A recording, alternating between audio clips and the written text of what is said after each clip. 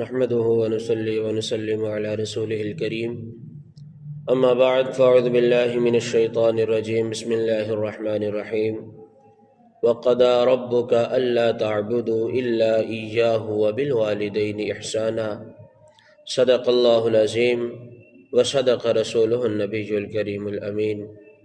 إن الله وملائكته يصلون على النبي يا أيها الذين آمنوا صلوا عليه وسلموا تسليما الصلاة والسلام عليك يا سيدي يا رسول الله وعلى آلك وصحابك يا سيدي يا حبيب الله۔ گرامی قدر احباب، میں نے آپ کے سامنے قرآن کریم فرقان حمید کی ایک بڑی مشہور و معروف آیت کریمہ تلاوت کی۔ اللہ رب العالمین مجھے اس کے متعلق چند ایک گزارشات صحیح معنوں میں بیان کرنے کی توفیق عطا فرمائے۔ اللہ رب العالمین قرآن پاک میں فرماتا ہے وَقَضَى رَبُّكَ أَلَّا تَعْبُدُوا إِلَّا إِيَّاهُ وَبِالْوَالِدَيْنِ إِحْسَانًا کہ خالق کا حکم ہے کہ رب تمہیں یہ حکم دیتا ہے کہ صرف اور صرف اللہ تعالیٰ کی عبادت کرو اور اپنے والدین کے ساتھ بھلائی کرو، نیکی کرو، احسان کرو، ان کے ساتھ اچھا برتاؤ کرو۔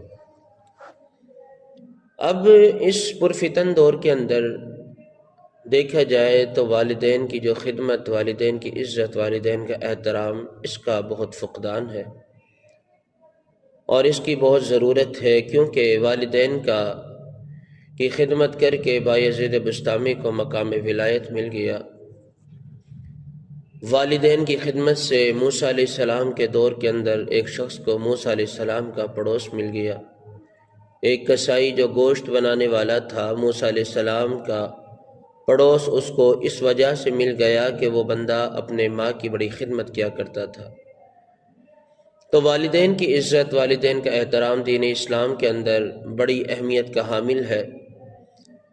جن کے والدین ناراض ہوتے ہیں، میرے محبوب علیہ السلام نے فرمایا کہ جس نے اپنے والدین کو ناراض کیا گویا اس نے اللہ کو ناراض کیا، اور جس نے اللہ کو ناراض کیا یقیناً وہ کامیاب نہیں ہو سکتا۔ ایک بڑی مشہور و معروف روایت ہے، حضرت انس بن مالک رضی اللہ تعالی عنہ آپ فرماتے ہیں کہ محبوب علیہ السلام کے دور کے اندر ایک شخص تھا جس کا نام تھا علقمہ۔ وہ بہت بیمار ہو گیا،